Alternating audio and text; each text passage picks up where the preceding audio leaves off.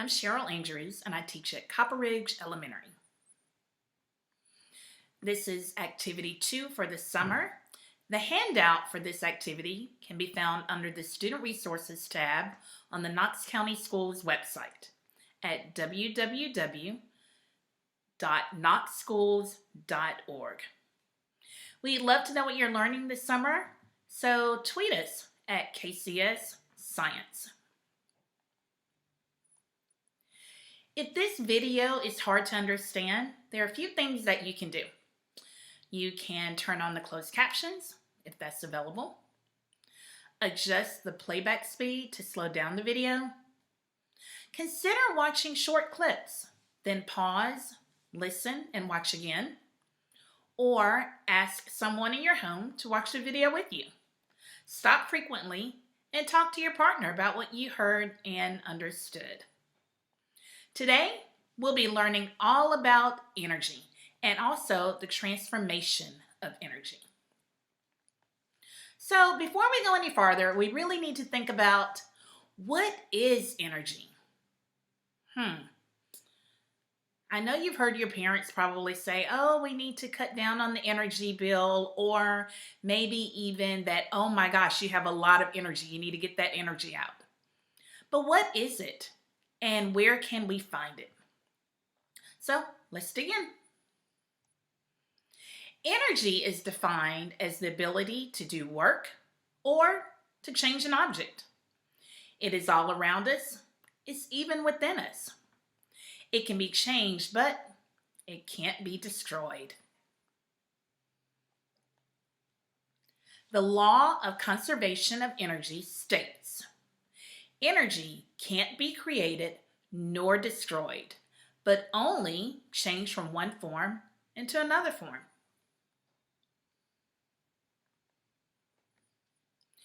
Now, there are many forms of energy, so we'll just talk about a few today. So the ones we want to talk about are those listed. Chemical energy is the potential of a chemical substance to undergo a chemical reaction to transform into other substances. Now that sounds like a very formal definition. I want you to keep in mind that chemical energy is stored energy. It's just waiting to be released. So if you keep that in mind, I think it'll make a lot more sense. Electrical energy results from the flow of electric charges.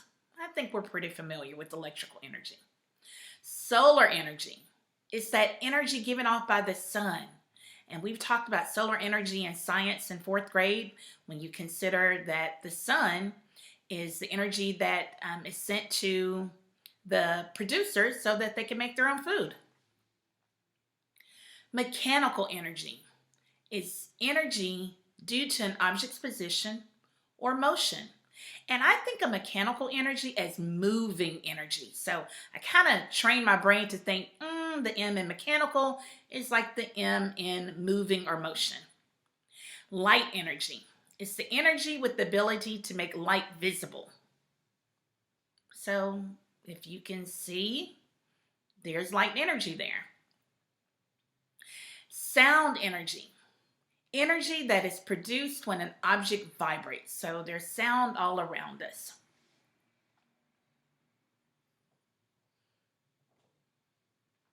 So we'll kind of go on a scavenger hunt today, an energy scavenger hunt. Let's see how many of those energies you can identify in each of the different pictures that will be coming up. So here we have some children. They're running, they're outside, they're playing. You have a young man playing on the piano. Which energies can you identify? Think about all the different energies. And if you need to go back a slide, go back and refer to those energies. We've talked about chemical, mechanical, light, sound, electrical. Which energies do you see there? I identify mechanical first. They're moving, so mechanical in motion.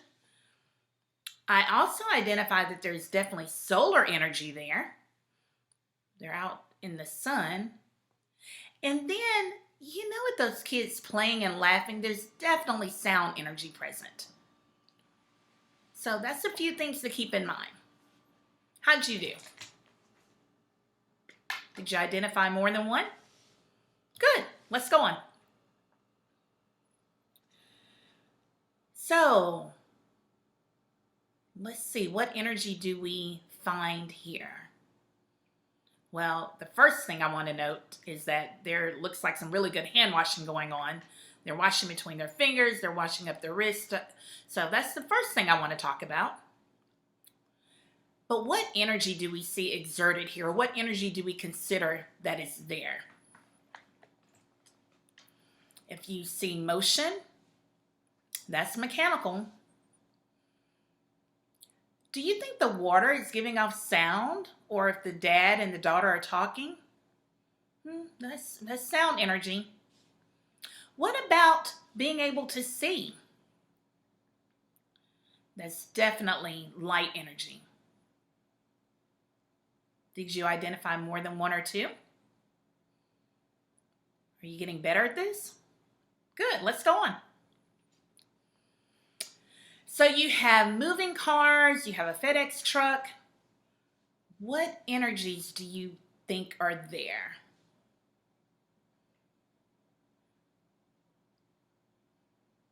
Mechanical for sure. What about solar? Yeah, solar energy is there. Light energy, I agree. And what about sound? Yeah, there's sound energy there. Those cars are moving, so you definitely hear the sound. Oh, one other. What about chemical energy? Remember, chemical energy is that energy that's stored and just waiting to be used. Definitely chemical energy there. Oh, I think we all can identify the type of energy here. You have an electrical socket or electrical plug. You have light bulbs. You have the lit exit sign. You have the man on the pole. He's on the electrical pole. So definitely electrical energy here. And also light energy. And solar energy. He's outside. There's solar energy being shown.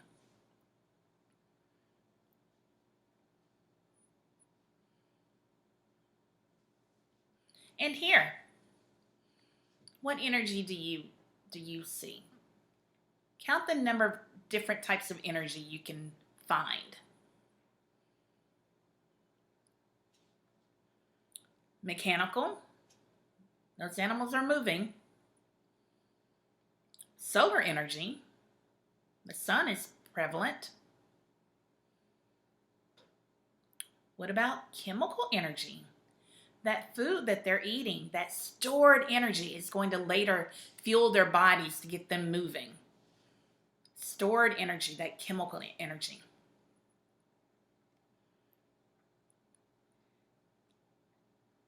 And what about here? Something seems a little odd. I see a turntable that they use for music. I see a microphone. I see the soundboard. What does the waterfall have in common here? What type of energy do you think you see?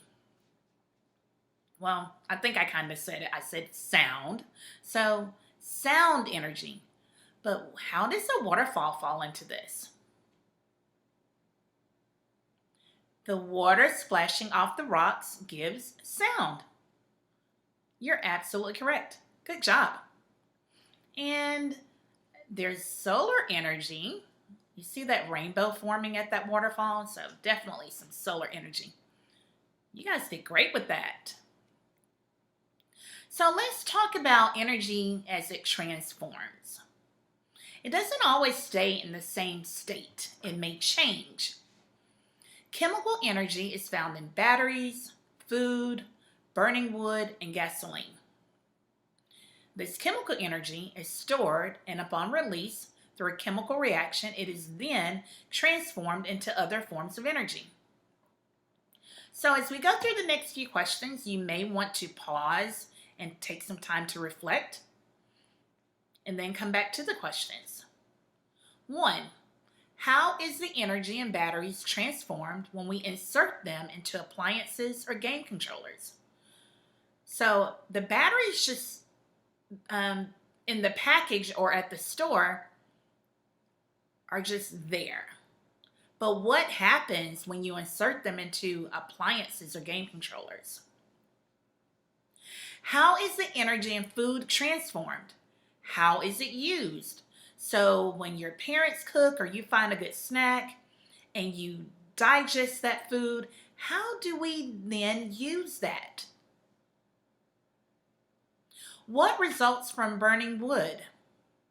What new energy is given? If you've ever been around a bonfire or you've been around a pile of burning wood, what do you feel? What do you feel? And I'll tell you, we didn't talk about this one, but that is heat energy. You feel that warmth from the burning wood. That's heat energy. And the last one here, how is gasoline used after it's pumped into a car?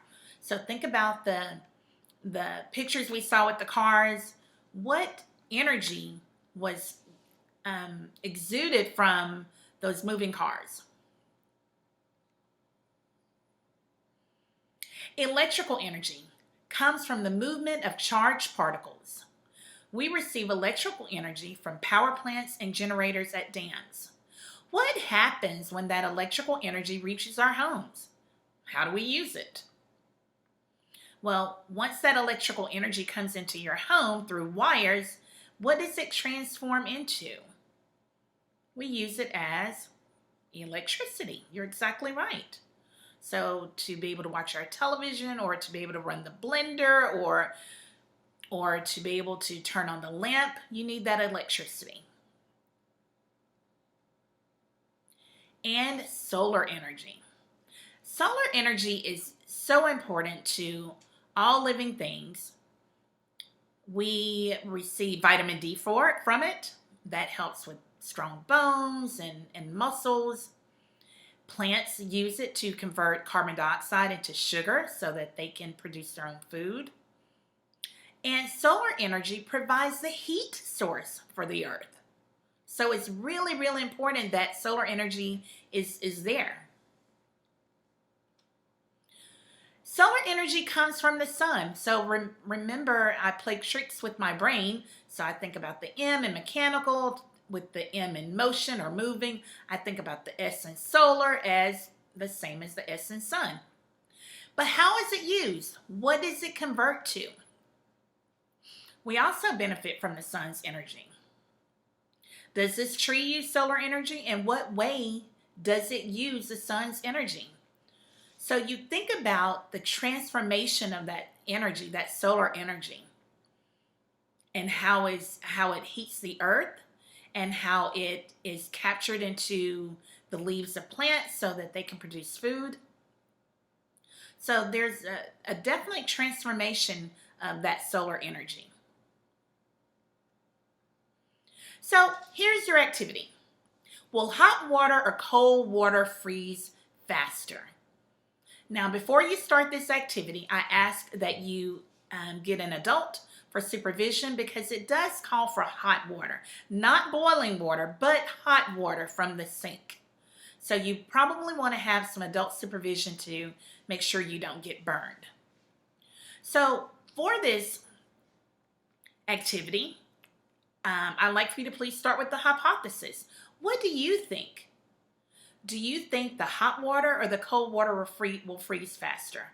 Form your hypothesis and write it down. So materials you'll need 2 styrofoam cups, hot water and cold water from your sink, a pencil or pen or some kind of marking equipment, a clock or something to measure time with, and you'll put the water in your freezer. You want to ensure that you label your cups either hot or cold, so you can definitely identify what happens after some period of time after the water's been in the freezer. Ask an adult to assist you. You want to label your cups. You want to put the correct water in each cup and put the cups in the freezer. and then you want to check it every 10 to 15 minutes. After you have watched the water for a while and recorded what happened, write down your conclusion. Were you correct in your hypothesis? Are you shocked by your hypothesis? Did it go as planned? Hey, tell us what happened. Tweet it on our site at KCS Science. I love to hear what happened. And lastly, so there are other projects you can do at home with the help of adult supervision that can help you identify energy that's transformed. You can get directions on the internet. You could probably find it in some of your science books. So you may want to create a solar oven.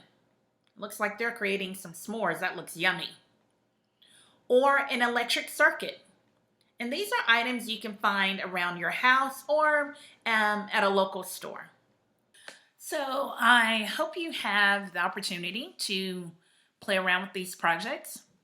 I hope you enjoyed the activity that we had today. I hope you enjoyed the lesson. And I hope you have an amazing summer. Thank you for tuning in and have a great summer.